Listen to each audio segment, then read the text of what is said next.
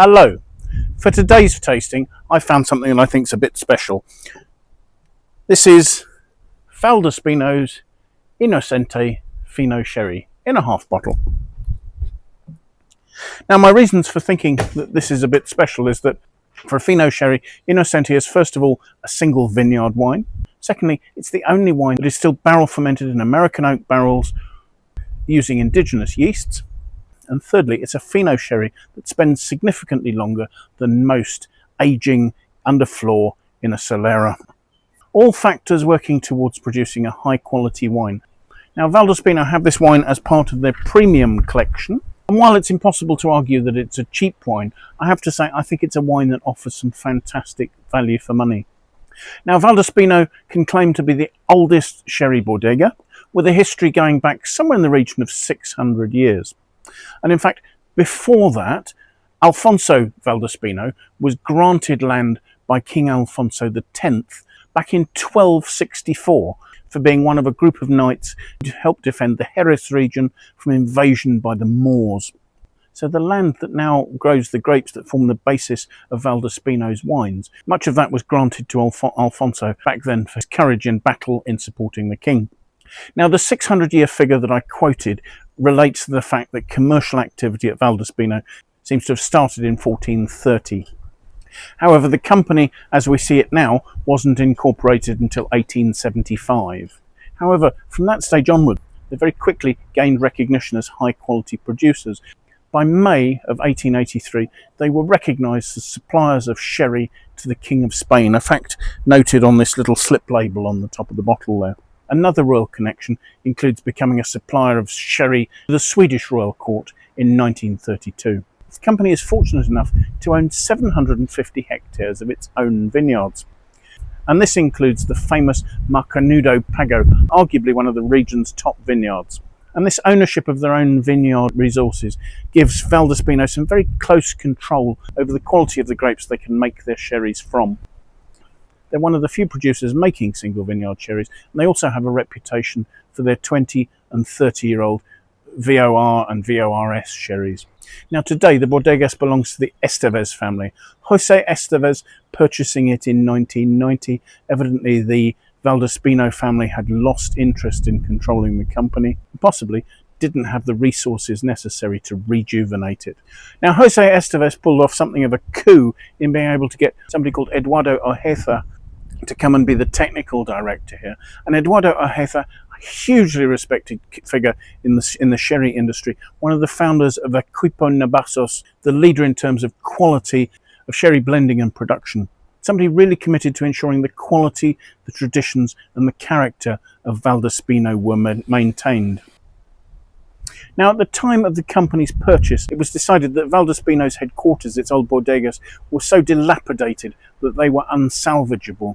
And thus one of the first moves that Eduardo Ojeda had to make was to engage 10 coopers, because they had to move 25,000 barrels comprising the company's old soleras from their old bodegas to new facilities on the other side of Jerez. And huge efforts were made to restore and maintain the selection of wonderful old barrels that contain these irreplaceable solera. And this is a commitment that's gone a long way to maintaining the quality, the style, the identity of Valdespino's wines.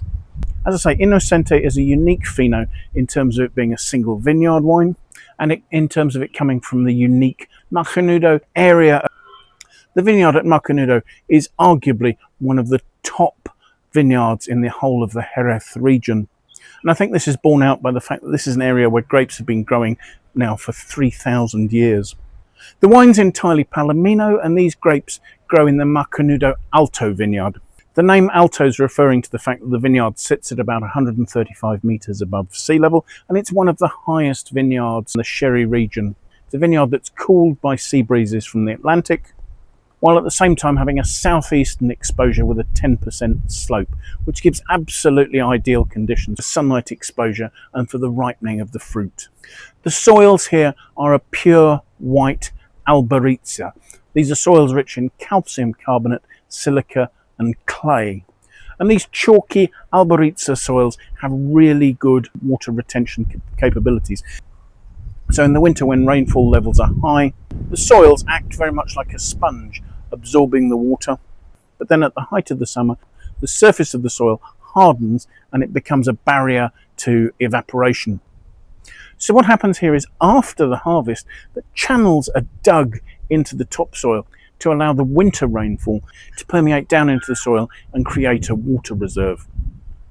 And that's hugely necessary in the arid conditions of summer here, where it's not unusual for temperatures to exceed 38 degrees Celsius.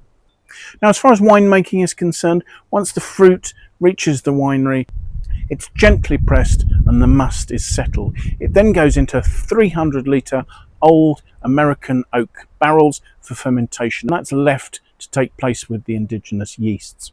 Once the wine's fermented to dryness, it's fortified up to a strength of 15% alcohol and put into barrels where there's headspace left to allow flor to grow. If you fortify above 15%, that will prevent flor growth, so you have to be quite careful with that. And the young wine is then fed into the Inocente solera, and there it continues to age under a thick growth of flor. And part of the secret of doing that is that the wine moves through 10 different criadera. So there's a regular topping up of older, more mature wines with younger wines that still have nutrients that can feed flor growth. Finished Fino that's bottled as Inocente will have an average of 10 years in the solera, making it considerably older and more complex than most Fino sherries. So let's have a look at this wine and see if it bears out what I've said about it. The first point I'd make about this is actually quite a deep colour for a Fino sherry. This is probably a medium to deep yellow colour, almost giving a sort of a hint of amber. I'm swirling it there.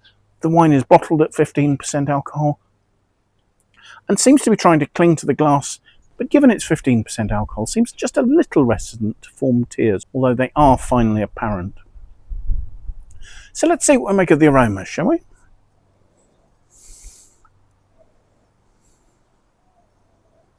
There's a real intensity and pungency to the aromas. Unsurprisingly, they're very yeasty, almost with a sort of a sourdough sort of aroma. There are also some sort of notes of citrus there, but not necessarily fresh, young citrus, possibly more of a sort of almost a candied peel sort of note. And perhaps also sitting behind the sort of doughy, bready note, there are mineral notes, perhaps a touch of salinity. The nose is intense and complex, and I could spend a lot of time just sniffing this wine. But let's have a taste.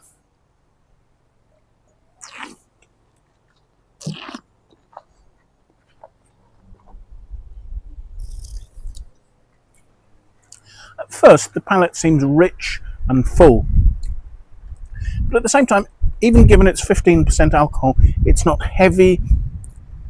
It's probably actually only medium-bodied. And what's happening is there's some lovely fresh mouth-watering notes there. There are saline notes of sapidity. It's really reining in some quite intense, doughy, bready notes on the mid-palate, giving the wine a long, mouth-watering, mineral, saline finish, which is beautifully supported. The flavours really are enduring well. This manages to have both an impressive intensity, but also there's a wonderful elegance and restraint to flavours that are just lingering for so long. It's worth mentioning that the producer suggests drinking this at about 8 to 10 degrees C. Normally I would think of drinking Fino sherry slightly colder than that, maybe when it's just come straight out of the fridge. But this is a richer, more complex style and will show more if you have it just that slightly warmer. I would generally suggest consuming Fino sherry soon after opening it. I'd normally reckon that you'd lose significant freshness by doing that. But Valdespino do suggest that if you reseal it and you store it in a cool, dark place, this is a wine that can be revisited over 4 to 6 weeks. And again, I think it's the wine's richness and complexity that you will see more of. It probably will lose a little freshness, but I suppose there are some nutty, rich notes here that are almost starting to move towards a sort of a palo cortado or an amontillado sort of style. The other thing I should perhaps have mentioned is that the producer says that this is vegan friendly, so it won't have been fined using any animal-derived products or dairy products. I took a look at the Wine Searcher aggregated critics score for this wine, and the score this has gained is 91 out of 100. I don't think that critics always quite give sherry the respect it deserves for its quality. I do wonder if you had a Bordeaux with this intensity, this elegance, this balance and this complexity if it wouldn't be getting scores more like 93 or 94 out of 100. So I do think sometimes personal preference counts against the scores for sherry in this situation. But maybe that's my personal preference, bumping it up those couple of points. So thank you so much for watching. I do hope you found the video of interest. If you have, do please press the like button. That would be fantastic. If you'd like to watch more of these videos, it would be great if you'd consider subscribing to my YouTube channel. And that way also you can set yourself a notification and you can be alerted every time I publish a new video. So that way you won't miss any. If you have any comments, do please pop those in the comments box below. I'd love to know what you think about the Fino style of Sherry Inocente, or anything else that relates to these wines or the tastings I'm doing. If you have any friends you think might like to watch the video, feel free to pass it on to them. I'd really appreciate your help in that way.